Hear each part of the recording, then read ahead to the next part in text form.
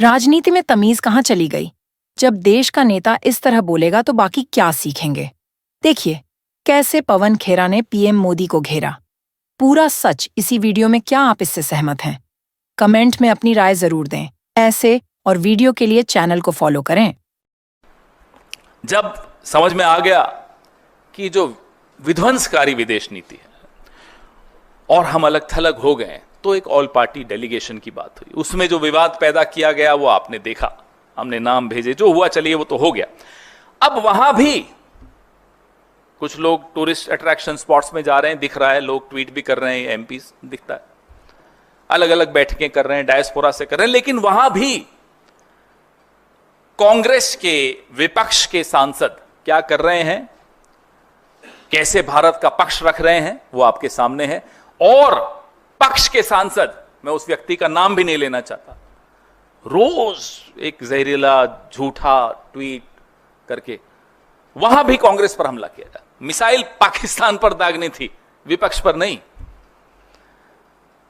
और विपक्ष की बात कर रहा हूं मैं, सिर्फ कांग्रेस की नहीं, हमारे विपक्ष के और भी साथी जो वहां गए हैं डेलीगेशंस में, बहुत कायदे से, बहुत मजबूती से, they are very effective, more effective than I am afraid the government also, in putting forward, in protecting the interests of India.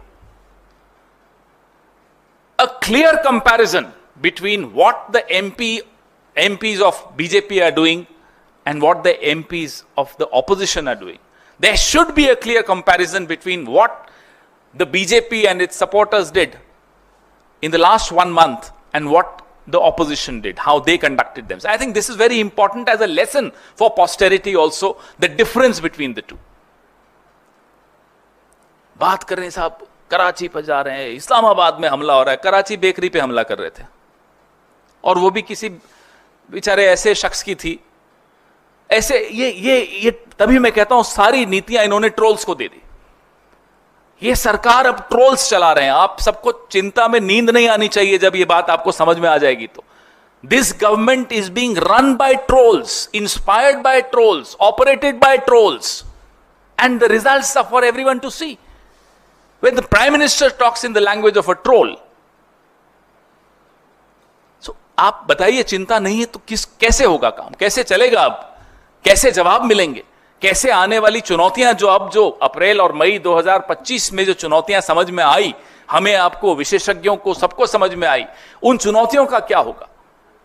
ये सब जवाब हमें चाहिए, और ये जवाब तभी मिल सकते हैं जब गंभीरता से, बिना ट्रोल्स से प्रेरित होकर बात हो, विशेषज्ञों से बात हो, सरकार को समझ में आए कि साहब यहां हमारी कमजोरी रही है विदेश नीति की, और जिनसे सीखना है उनको आप ट्रोल कर रहे हो। इंदिरा जी को ट्रोल कर लेते हैं साहब। इंदिरा जी को कोई ट्रोल कर सकता है? पाकिस्तान के मामले में आपने देखा उन्होंने क्या किया, भूगोल बदल दिया, और ये चले उनको ट्रोल करने। तो ऐसे लोग जो सरकार में बैठे हैं, मुझे नहीं लगता कि उनसे हमें कोई उत्तर मिल सकते हैं। वो इन चुनौतियों का सामना भी कर सकते हैं, क्योंकि संकट की घड़ी में उनका परीक्षा हुई उनकी, और उस परीक्षा में, माफ कीजिएगा, ये सरकार फेल हुई।